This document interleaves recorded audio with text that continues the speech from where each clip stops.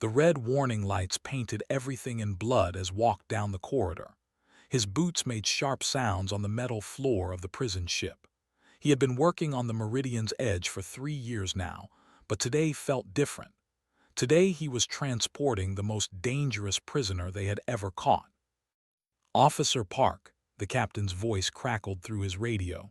"The prisoner is secure in Bay 7. Remember the protocols." "Yes, ma'am," replied. He touched the weapon at his hip. It gave him some comfort. The protocols were simple. Never remove the prisoner's helmet. Never speak to them unless giving orders. Never look at them for more than a few seconds. They were dangerous. Everyone knew that. 50 years ago, they had tried to destroy all humans.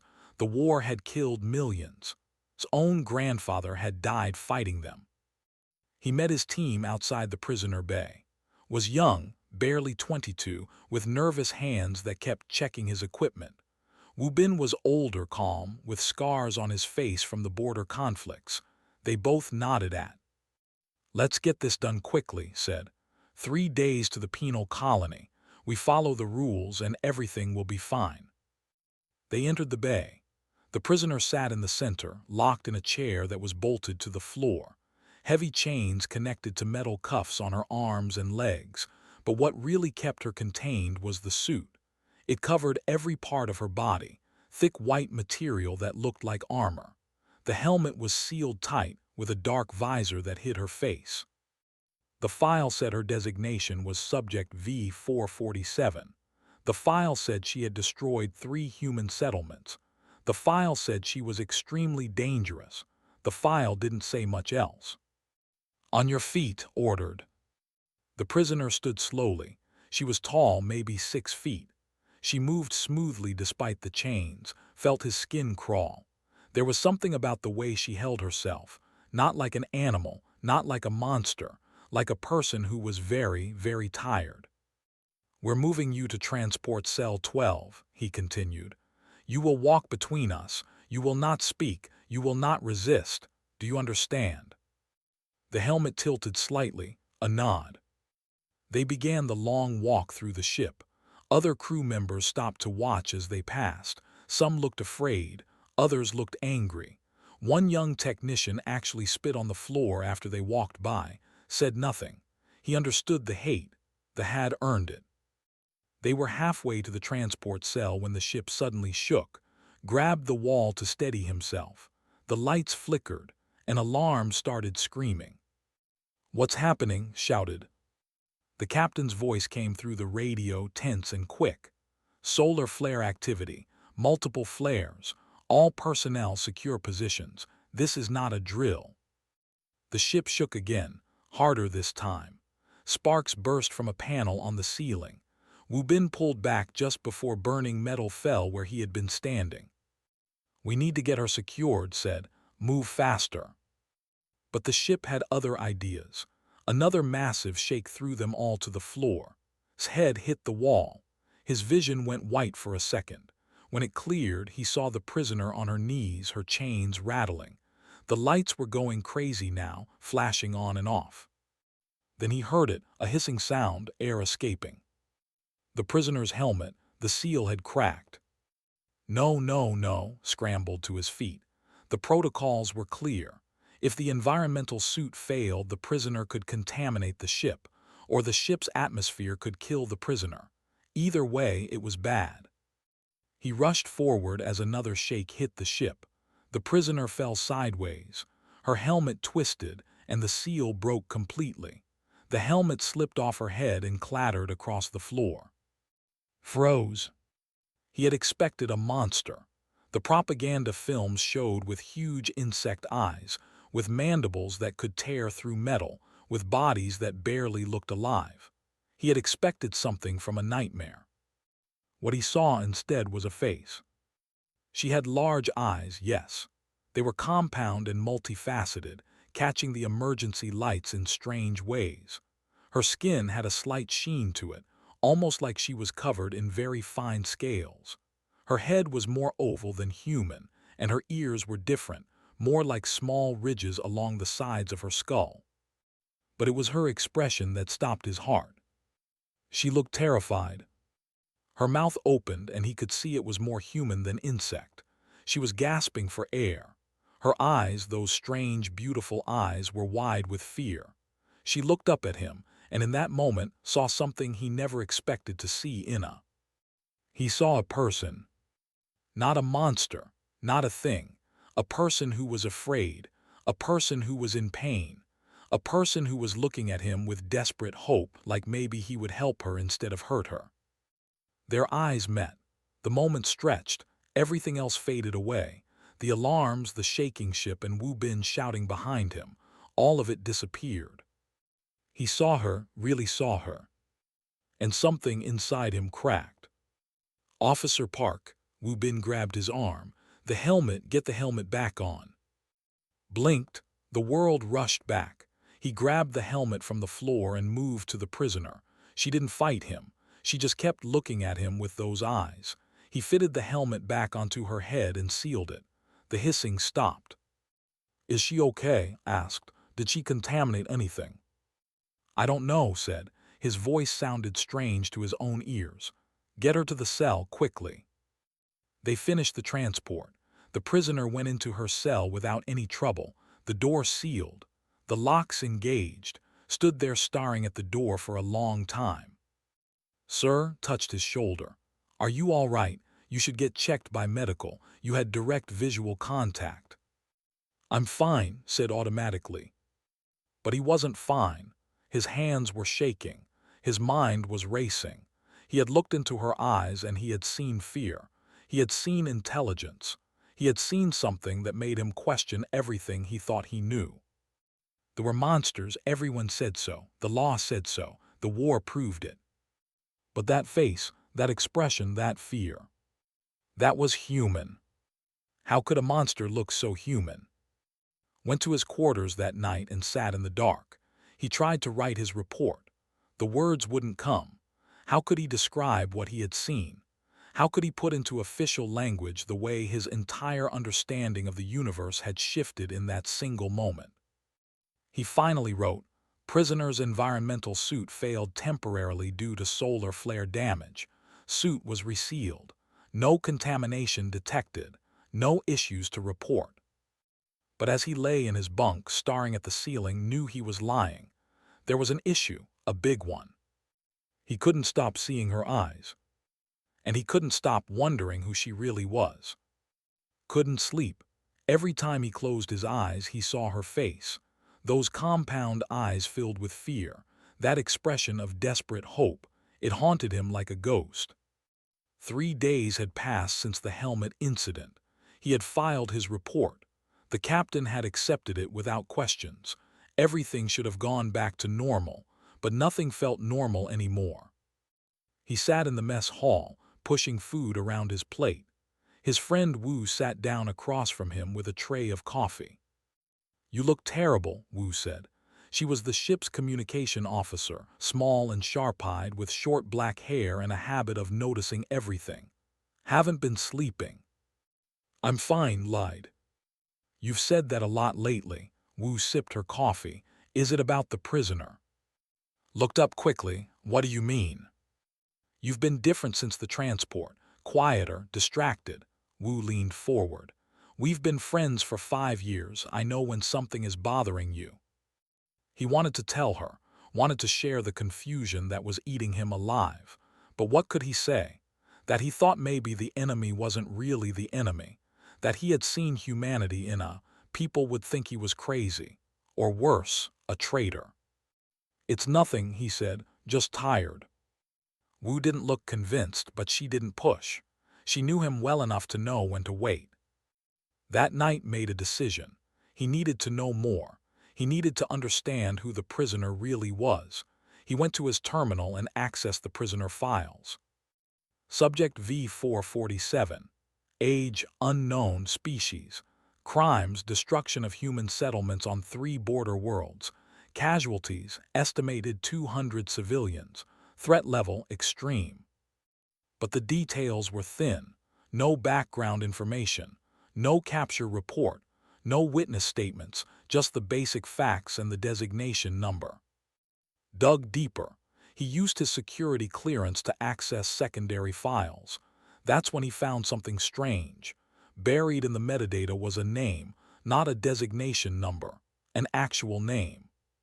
Hey stared at the screen. Hey was a human name, a Korean name. Why would I have a human name? He searched for any files connected to that name. Most were locked behind higher clearance levels. But he found one document, a transfer order from 15 years ago. It mentioned a subject Hay being moved from a research facility to military holding. A research facility, not a battlefield, not a captured enemy soldier, a research facility. His heart started beating faster. Something was very wrong here. The next morning, he found Wu in her office. He closed the door behind him. "I need your help," he said.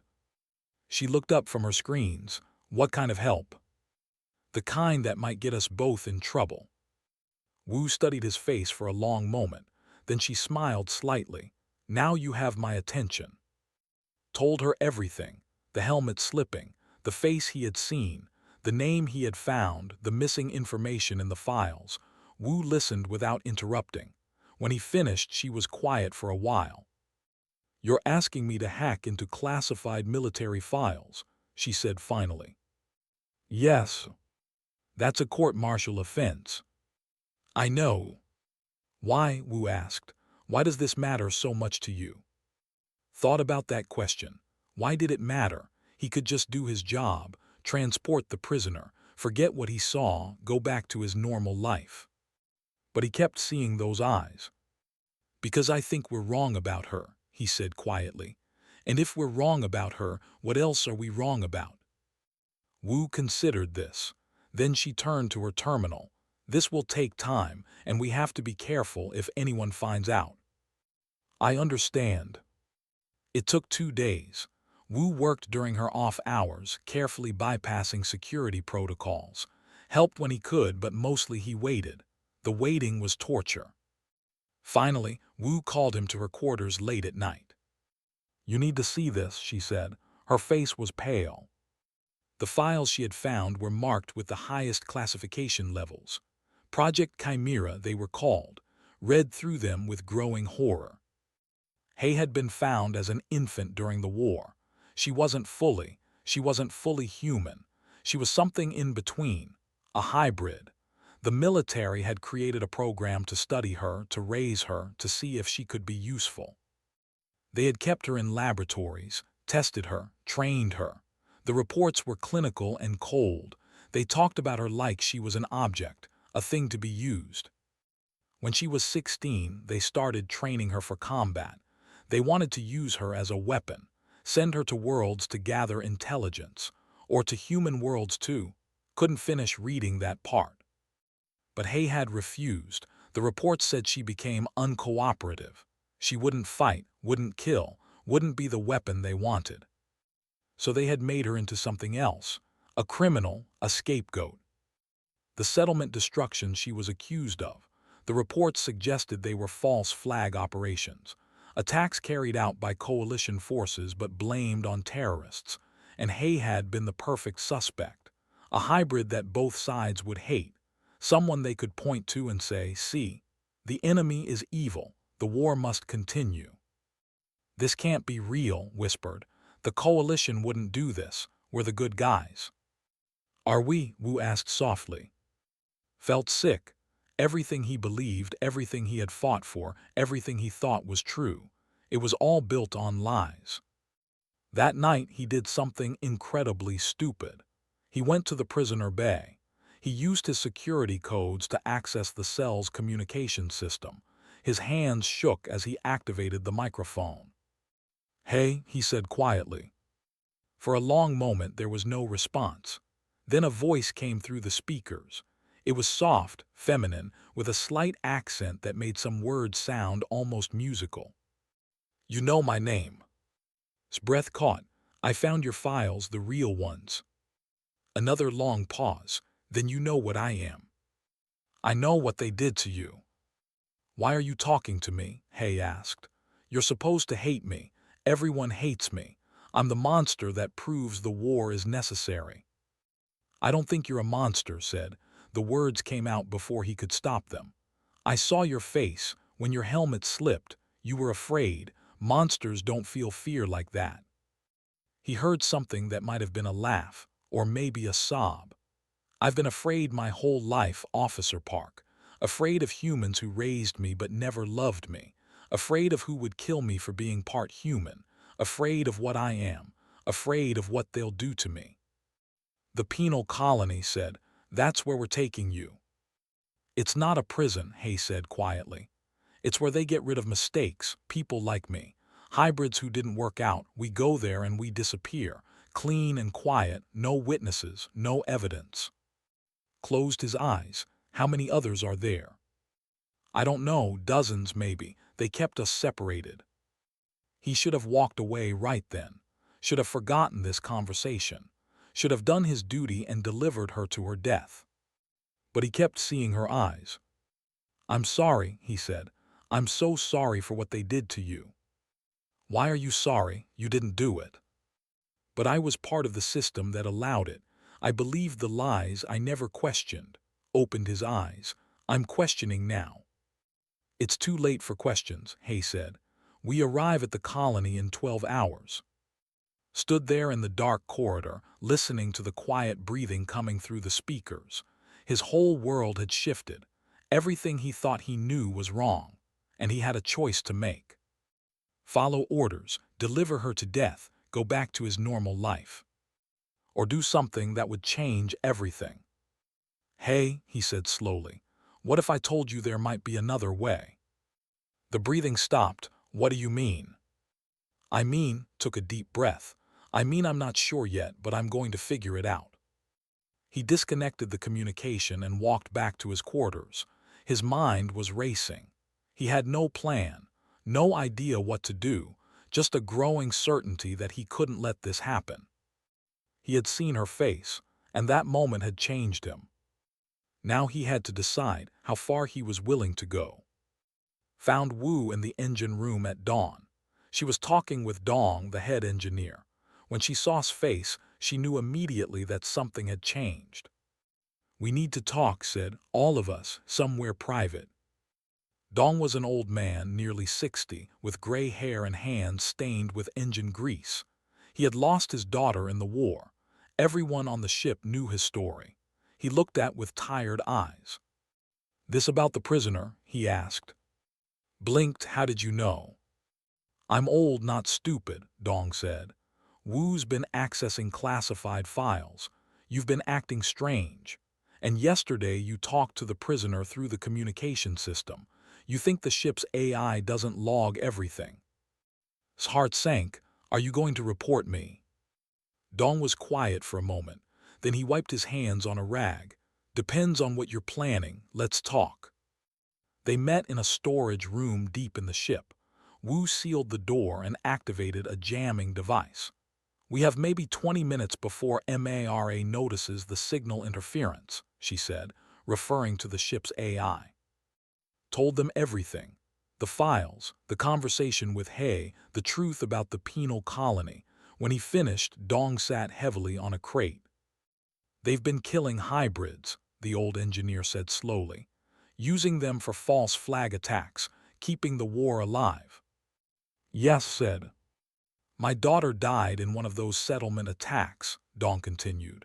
His voice was shaking. She was 10 years old, and you're telling me it might have been our own people who killed her. I don't know, said honestly, but it's possible. Dong put his face in his hands. For a long moment no one spoke. Then the old man looked up. His eyes were wet, but his jaw was set. What do you need from me? I don't have a plan yet, admitted. But I know I can't let them kill Hay, and I can't let them kill the others at the colony. You're talking about mutiny, Wu said quietly. You're talking about stealing a coalition prison ship and attacking a military facility. I know how it sounds. It sounds insane, Wu smiled slightly. I'm in. Stared at her. You could die. You could be executed for treason. My parents were killed during the war, Wu said. I've hated them my whole life, But if what you found is true, if the coalition has been lying to us, using us, she shook her head, then I've been hatting the wrong people, and I need to make that right. Dong nodded. The girl in that cell isn't the enemy, she's a victim, like my daughter, like all of us. He stood up. So let's stop being victims and do something about it. They spent the next hours forming a plan. It was rough and dangerous and probably wouldn't work, but it was something. We need proof, Wu said. Not just the files I found. We need hard evidence that we can broadcast to the whole coalition.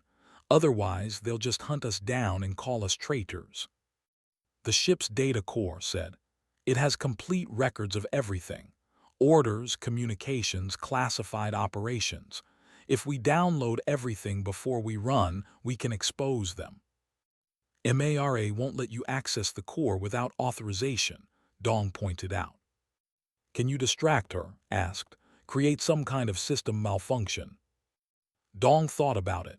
Maybe. If I trigger a cascade in the cooling systems, MARA will be too busy preventing a meltdown to notice other activities. But I'd need to time it perfectly. What about the crew? Wu asked. Even if we get the data, even if we free He, we can't run this ship with just 3 people. That was the problem kept coming back to. The Meridian's Edge had a crew of 40. Most of them were loyal coalition officers. Some, like Sung Min and Young, were believers. They would fight to stop a mutiny. We broadcast the evidence to the crew first, said. Before we make our move, let them see the truth. Some will join us, some won't, but at least they'll know why we're doing this. And Captain De, Wu asked. The captain was a difficult variable. She was strict but fair. She followed the rules because she believed in them. Would she believe the evidence, or would she see it as fake, a trick by traitors? I don't know, admitted. We'll have to risk it. They set the plan for that night. The maintenance window for the data core was scheduled for 200 hours. MARA would be running diagnostics, slightly less alert. That was their window. Couldn't eat dinner. His stomach was twisted in knots, and Wu Bin sat with him in the mess hall talking about normal things, sports, family, plans for shore leave. They had no idea that in a few hours would be betraying everything they stood for. At 100 hours, he went to his quarters and put on his body armor. He checked his weapon. His hands were shaking so badly he almost dropped it. There was a knock on his door. He opened it to find Young standing there. Young was a good officer, strong, dedicated, loyal. He and had trained together. They were friends, or they had been. Can't sleep? Young asked. Something like that, said carefully. Young studied him. You've been acting strange lately, ever since the helmet incident. Are you okay? This was it. The moment could confess. Tell his friend what he was planning. Maybe Young would understand. Maybe he would help. Or maybe he would arrest right now and end everything before it began. I'm fine, lied. Just nervous about the penal colony delivery. Young nodded slowly. Make sure you get some rest. We need you sharp tomorrow. He left, closed the door and leaned against it, his heart pounding. At 200 hours he moved. The ship was quiet during night cycle. Most of the crew was sleeping. Made his way to the data core, trying to look casual. Just a security officer doing a routine patrol. Wu was already there, her fingers flying over a terminal. Dong was in engineering, ready to trigger the distraction. Ready, Wu whispered. Nodded, she activated her communicator. Now Dong. Somewhere deep in the ship, alarms started blaring. The cooling systems were failing. Emergency lights flashed red. MARA's voice came over the intercom, calm but urgent. Cooling cascade detected. All engineering personnel report to stations. This is not a drill. In the chaos, Wu slipped past MARA's security. She accessed the data core and started downloading. Files streamed across her screen. Evidence of Project Chimera. Orders for false flag operations. Communications between high-ranking coalition officers about maintaining necessary tensions. How long? Asked, watching the corridor. 3 minutes. They felt like the longest 3 minutes of his life. Every sound made him jump. Every shadow looked like a guard. His weapon felt heavy in his hand. 2 minutes. Footsteps, someone was coming. Moved to the corner, trying to stay hidden. The footsteps got closer. Sungmin walked around the corner. He saw immediately. Saw Wu at the terminal. His hand went to his weapon. "What are you doing?" Sungmin demanded. His mind raced. He could lie, could try to talk his way out of this, but Sungmin wasn't stupid. He would see through any lie. "I'm saving an innocent life," said quietly. Sungmin's eyes widened. "The prisoner, you're helping the prisoner." His weapon came up. "Step away from the terminal, both of you now." Sungmin, listen to me. Now. Looked at Wu. She was still downloading, 30 seconds left. They needed those 30 seconds. He had one choice. Drew his weapon and fired. The stun blast hit Sungmin in the chest.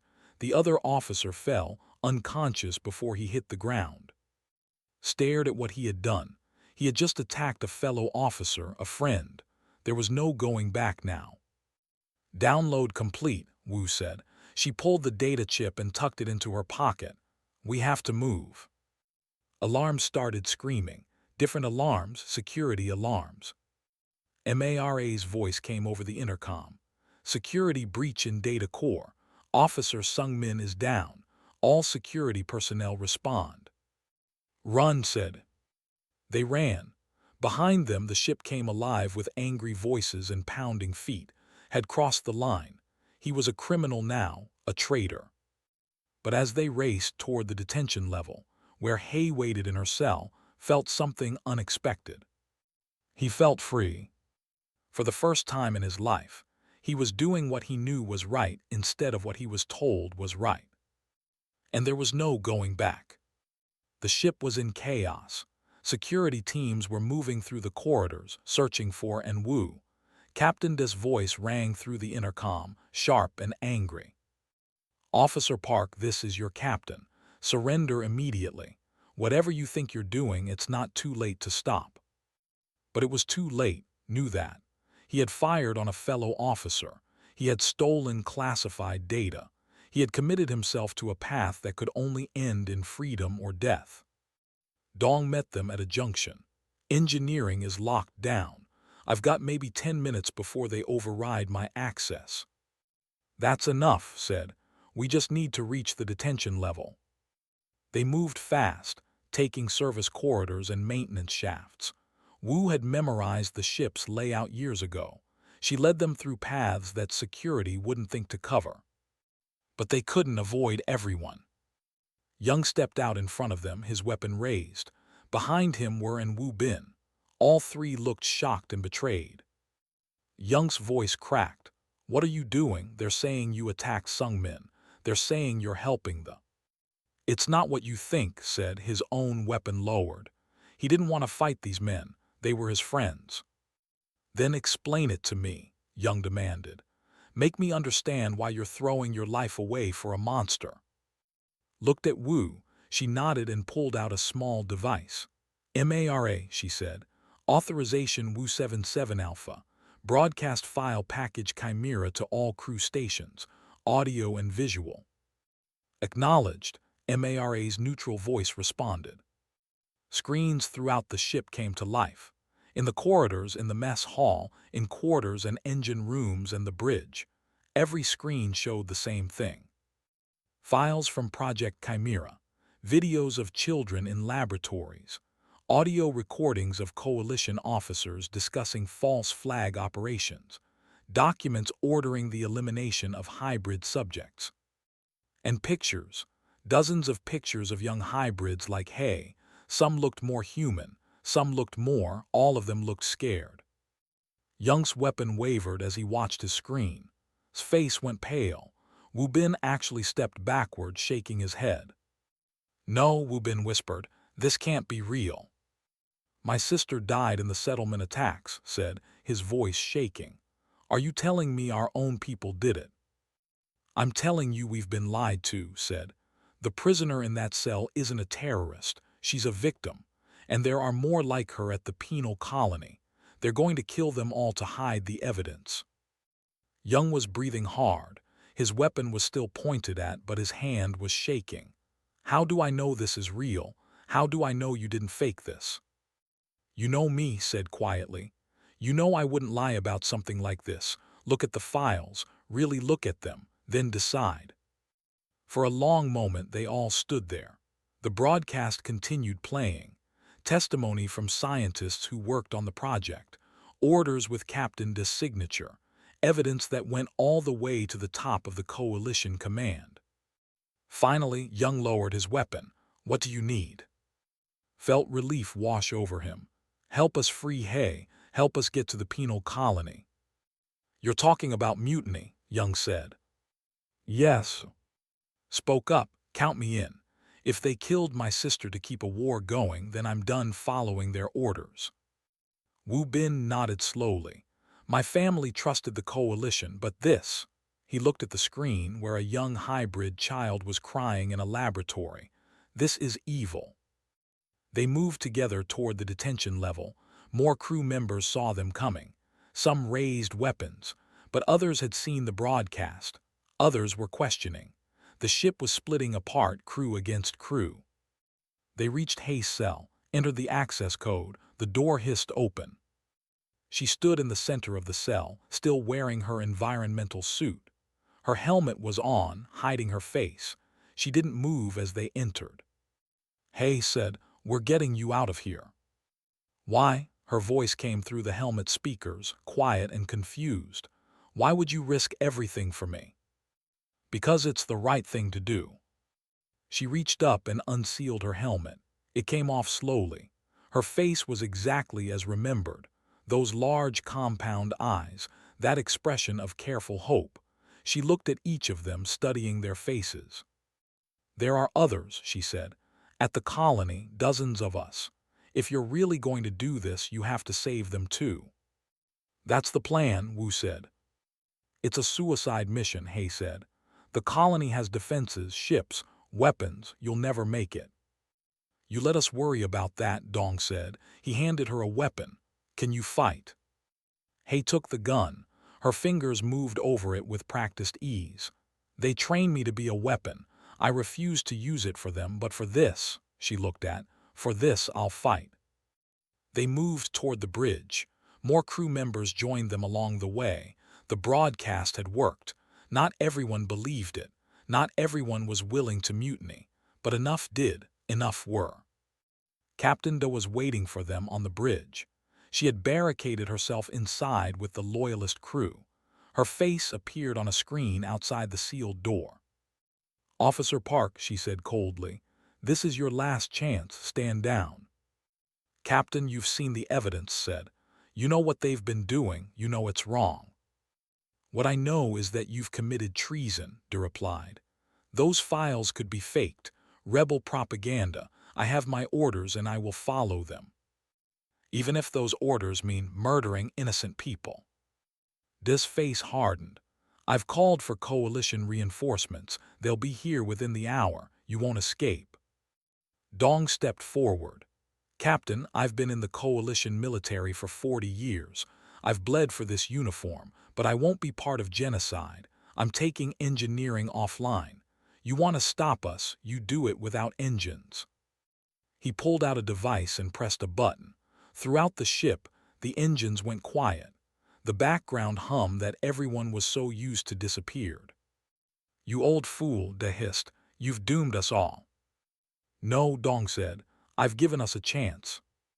Wu was already at a terminal, hacking into the navigation systems. I've got control of the helm. Captain can stay locked in the bridge all she wants. We're still moving. The engines came back online, but now they answered to Wu. She set a course for the penal colony. Coalition ships incoming, Wu Bin called from the sensors. 3 patrol vessels. They'll intercept in 15 minutes. Can we outrun them? Asked. Dong shook his head. Not in this ship. She's built for hauling prisoners, not speed. Hay moved to the weapons console. Her hands flew over the controls.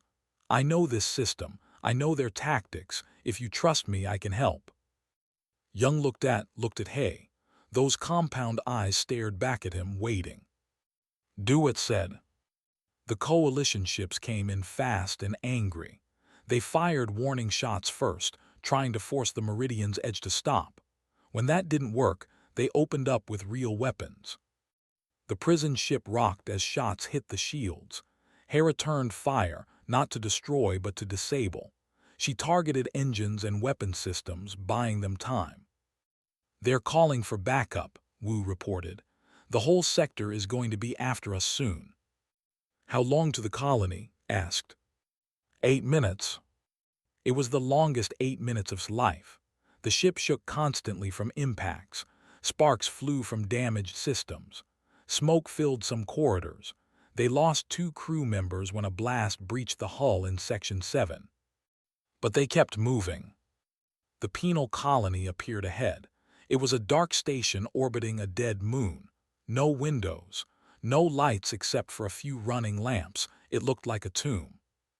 Defensive perimeter ahead, Wu Bin warned. Automated weapons, they're powering up. Punch through, ordered. Emergency speed. Dong pushed the engines past their limits. The Meridian's edge screamed forward. The automated weapons fired. The shields buckled. Warnings blared from every system. But they made it through. The ship crashed more than landed on the colony's docking bay. Metal screamed against metal.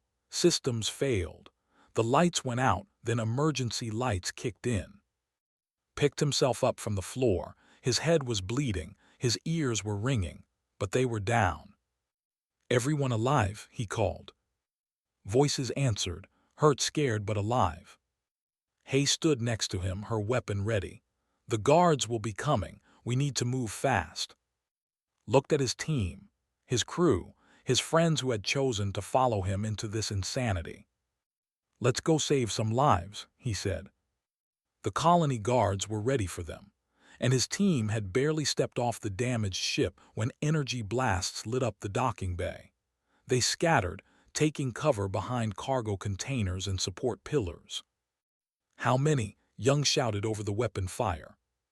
20, maybe 30, Hay called back. She fired from behind a container, her shots precise. They weren't expecting a full assault, but they're adapting fast. Looked at his team. They were 15 people against a fortified military prison. This was insane. They were going to die here. But then he thought about the children in those files, the scared faces, the victims of a war kept alive by lies. Push forward, he ordered. Don't give them time to organize. They moved like a unit, covering each other, advancing through the chaos. Dong threw a device that scrambled the guards' communications.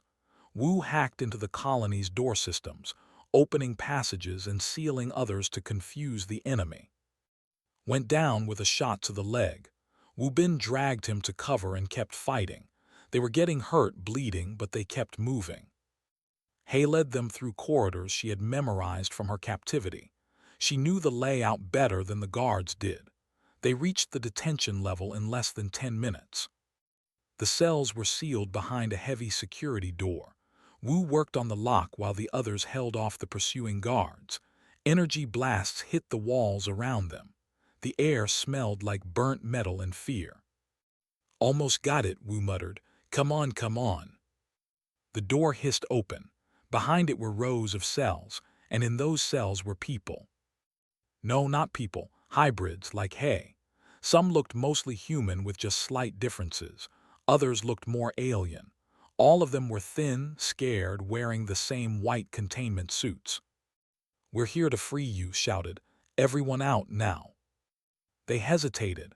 Prisoners who had been locked up for years told they were monsters, treated like things. They didn't believe rescue was possible. Then Hay stepped forward. She took off her helmet. I'm like you, she said in a clear voice. They took me too, studied me, lied to me. But these humans are different. They're here to help. Please trust them. A figure moved forward from the back. A woman, maybe 40, with skin that shimmered like scales and eyes that glowed faintly blue. She looked at Hay, then at. "You're human," she said. "Why would you help us?" "Because you need help," said simply. "Because this is wrong. Because I'm done following evil orders." The woman studied his face. Then she smiled, and it was beautiful and strange. "I'm me son.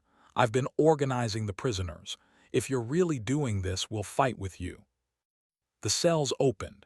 Dozens of hybrids emerged. Mi-sun shouted orders, organizing them quickly. Some grabbed weapons from fallen guards. Others worked together to disable security systems. They moved with purpose, with hope, with rage at the people who had imprisoned them. The guards fell back, overwhelmed. They hadn't expected resistance. They certainly hadn't expected their prisoners to fight alongside human mutineers. His communicator crackled. It was Dong, still on the ship. "Bad news. Coalition fleet just jumped into the system. A big one. We've got maybe 20 minutes before they're in firing range." "Can we run?" asked. "The ship's barely holding together. We took too much damage. We're not going anywhere." His heart sank. They had freed the prisoners, but they were trapped. The coalition would destroy them all from orbit. No witnesses, no evidence, just another tragic accident in space. Mi-sun grabbed his arm. "There's a communication array in the command center. If we can reach it, we can broadcast your evidence to the whole sector, every ship, every station. Make it impossible for them to hide." "Will it work?" asked. "Only one way to find out." They fought their way to the command center. The colony's warden tried to stop them, a hard-faced woman named who saw the hybrids as nothing more than trash to be disposed of. She died still believing she was right, still thinking she was serving humanity. Wu reached the communication array and plugged in the data chip. "This is going to every coalition frequency," she said. "Every ship, every planet, every news station. They won't be able to stop it." She hit the button. The files streamed out into space. Project Chimera, the experiments, the false flag operations, the murders, all of it broadcast across the galaxy in every language. "Fleet is responding," Dong called. "They're hailing us." A face appeared on the screen. Admiral Jin, a decorated war hero with cold eyes and a mouth set in a hard line. Behind her could see the bridge of a coalition battleship. "This is Admiral Jin to the mutineers on the penal colony. You have committed acts of treason against humanity. Surrender immediately and you will be given a fair trial." "You'll execute us," said. "Everyone here knows it." "You've left me no choice," Jin replied. "You've spread lies and propaganda. You've freed dangerous criminals. You're a threat to the coalition." "The only threat here is the truth," said. "And it's already out there. Every ship in your fleet has seen the files by now. Every officer knows what the coalition has been doing." Jin's face flickered with anger. "They'll follow orders. They're loyal." "Are they?" asked. "Check your fleet, Admiral. Check your communications." For a long moment Jin was silent. Then her face changed. Confusion, then rage. "What are you doing?" she screamed at someone off-screen. Ships were breaking formation, could see it on the sensors. 3 ships, then 5, then 10. They were pulling away from the battle line, their weapons powering down. "My crew is refusing orders," a voice came over the open channel. "They've seen the evidence. They won't fire on civilians." Another voice joined in. "This is Captain Han Sol of the Justice Dawn. We stand with the mutineers. This ends now." More voices, more ships, not all of them, maybe not even half, but enough to make a difference. And then something else appeared on the sensors. Ships jumping into the system from the opposite direction. Didn't recognize the designs. They weren't coalition. They weren't. "Outward settlements," Mi-sun breathed. They actually came." The new ships moved to form a protective line between the colony and Jin's fleet. A transmission came through. "This is Commander Yang of the Free Colonies. We've received your broadcast. We're offering sanctuary to anyone who wishes to leave Coalition space. No one will be harmed under our protection." Jin's face was red with fury. "You're interfering in Coalition matters." "We're preventing a massacre," Yang replied calmly. "Stand down, Admiral, you've already lost."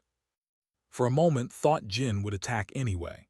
Her hand hovered over her console. Her jaw clenched. But then she looked at her fragmenting fleet, at the settlement ships, at the evidence spreading across the galaxy. "This isn't over," she said coldly.